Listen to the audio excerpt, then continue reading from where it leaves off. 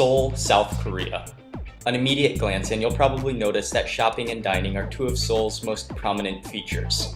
But after a little more research and wandering around, you'll notice that there's a rich history, mountains and parks, countless neighborhoods, and an interesting Korean culture. The list of attractions in Seoul could go on and on. That's why I thought instead of trying to tackle the entire city, I'd limit this list to just 25 of the coolest things to do. This is an overview video that includes a little history, a little shopping, food and eating, and everything entertaining. If you want to add something to this list, please feel free to leave a comment below. Number 1 is the Gyeongbokgung Palace, originally constructed at the very end of the 14th century during the Joseon dynasty. And I just got my ticket, 3,000 won, which is about $3 US. The coolest part about this whole palace are these giant earthenware clay pots, and they were used once back in the day to store the chili pastes, the fermented soybeans, maybe even kimchi. Okay, I'm at the Bokcheon Hanok village, which is a traditional Korean village. Nowadays it's quite a tourist attraction, but you just follow this map around and you go to a number of different viewpoints and basically check out these whole buildings, which are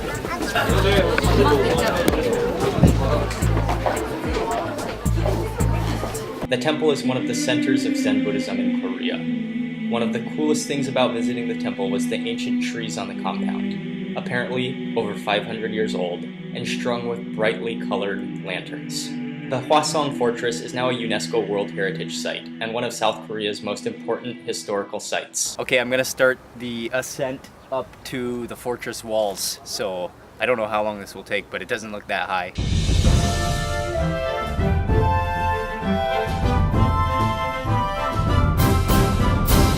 Korean War Memorial Monument right now.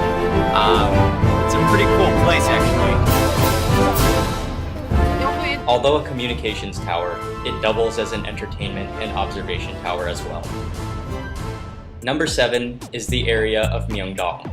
Shopaholics will rejoice when they go to Myeongdong. It's one of Seoul's busiest and most shopper-insane areas of town.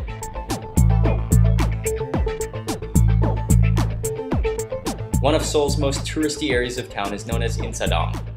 If you're looking for Korean souvenirs to bring back, this is a great, yet kind of expensive place to buy things. Coming in at number 9 is the Namdaemun Market, located in the central area of Seoul, and it's one of the city's largest and oldest markets. This is Seoul in its most thrilling local flavor. Yet another wild Seoul shopping destination, Dongdaemun is not really a single market, but rather an entire area that is dedicated to shopping. One of the international melting pots of Seoul is Itaewon. There are lots of international restaurants, stores, bars, and clubs. Another popular area of Seoul is near Hongik University, known as Hongdae for short. Latte Mart has to be one of the coolest grocery stores I've ever visited.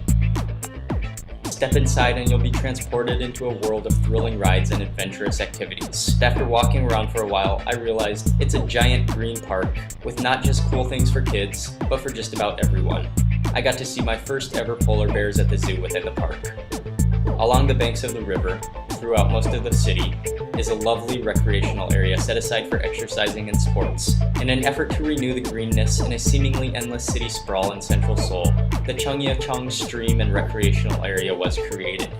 Namsan is located right in the middle of Seoul, but there are also many places to hike near the city. Without doubt, if you like to eat, indulging in Korean street food at the Gwangjin Market will be one of the top things to do in Seoul. For myself, it was probably the coolest thing I did.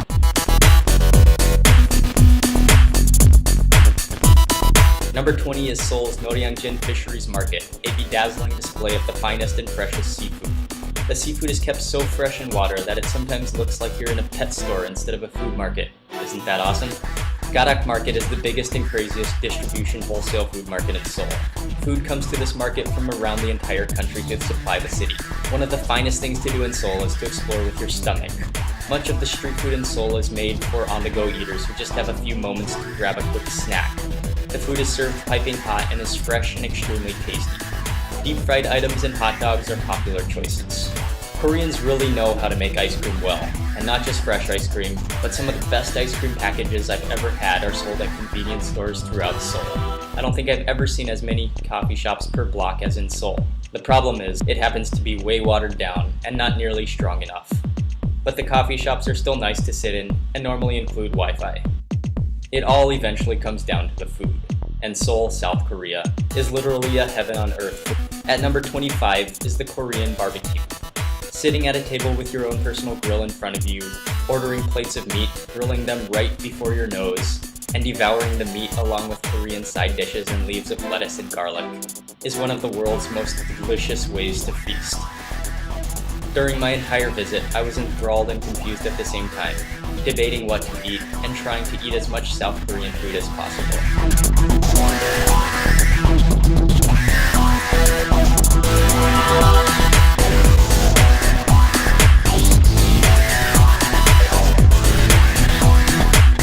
So there you have 25 exciting things to do in Seoul.